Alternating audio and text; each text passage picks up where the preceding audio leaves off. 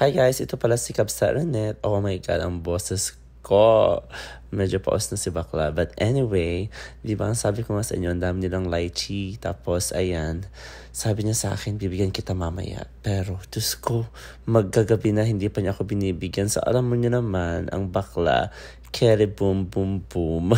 So sabi ko sa kanya, ay nako, kami na lang ang kukuha ni Kin. So ayan, nakahawak si Kin ng flashlight habang ako ay kumukuha ng mga lychee kasi feeling ko ayaw talaga niya akong bigyan. Kaya sis ko, kahit magagabi na, hindi pa kami pupunta at kumukuha. So, nagkusang loob na lang ang bakla.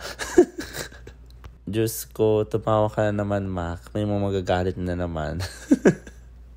Ewan ko ba kung bakit ba nagagalit yung iba sa aking tawa o pag tumatawa ako o kami ni Jeff. Natural lang po na masayahing tao po kami.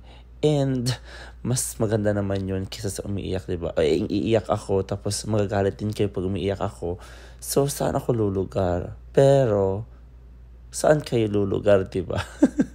Bahala kayo sa buhay niyo kasi gagawin ko o gagawin namin kung ano ang gusto namin and we're not gonna change anything dahil sa sinabi ninyo or dahil pinagsabihan ninyo kami.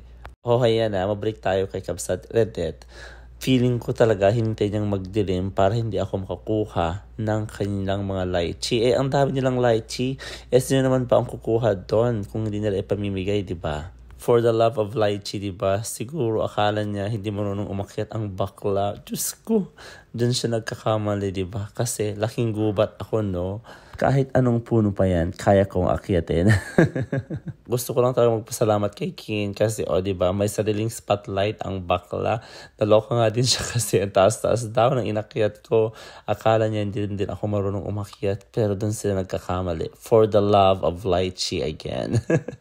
But anyways, kidding aside guys, sobrang dami ng bunga ng lychee nila. So itong mga tanim nila is nasa harapan lang ng kanilang bahay.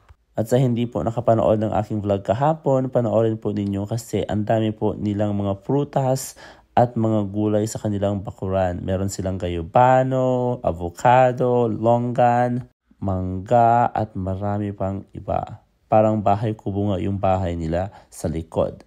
Taga Boca Raton, Florida po sila at opo, halos lahat po ng mga nabubuhay na halaman sa Pilipinas ay nabubuhay din po sa Florida kasi ang weather natin is almost the same po talaga. Tuwing winter lang ang nag-iiba po ng konti kasi mas malamig po dito konti pero hindi rin po siya nag-snow dito. Siguro pag mga November at December magja-jacket ka lang pero yun lang, parang Baguio siguro. But anyways, diba? Ang daming nakuha ni bakla. Wagas na wagas. Ayan, yung nakuha natin. So, gusto kong magpasalamat ulit kay Kabsat, Renet, Kuya Nash, Bea, and Kin. Thank you for always welcoming us to your house. And happy birthday to you again, Bea. At sa lahat po ng mga nakilala nating mga Pinoy again sa Boca Raton. Maraming salamat and it was nice meeting you all. Bye-bye!